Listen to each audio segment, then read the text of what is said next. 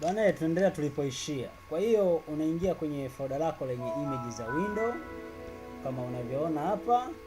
Haya, kinachofanyika wewe right click au double click kwenye hiyo image ya window ambayo unataka install kwenye mashine yako. Kinachofanyika una double click, kisha double click itafunguka hivi kwenye window ya Power ISO. Hii ni Power ISO. Unaona interface yake iko hivi. Kwa hiyo ndio maana nimekuambia kisha kompyuta yako inakuwa umeinstall hii program ya Power ISO. Is the best, ni nzuri. Haya, njoo hapa kwenye extract. Njoo kwenye extract to. Nenda uchague nini ile flash yako. Unaona bwana nenda kaichague iko wapi. Hiyo disk yako.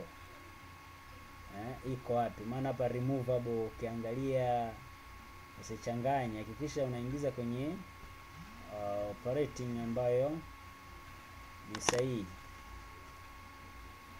Haya, njoo tu hapa click desktop, njoo kwenye PC, then ifungue, ndio chague removable G. Sasa wewe removable yako ni removable gani? Flash yako ni removable disk ipi? Flash yetu ni hii hapa, removable disk I. Removable disk I. Basi sawa, narudi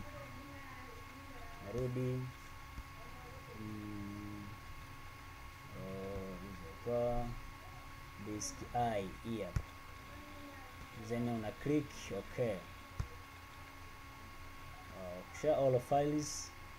Sawa, then una click okay. Itaanza ku extract. Kwa sababu hili file letu ni kubwa sana, lina GB 8. Lina GB 3. Almost GB 3.9 and something. Kwa hiyo ita take time kuja limekamilika. Kwa hiyo unatakiwa uwe mpole. Be patient mpaka itakapomaliza. Kwa hiyo ikimaliza hapo basi kinachofanyika sasa unaenda una eject, unatoa flash yako. Ukishatoa flash yako basi unaenda kupiga window kwenye mashine yoyote. Kutumia flash yako. Unaanza kupiga window kama zote.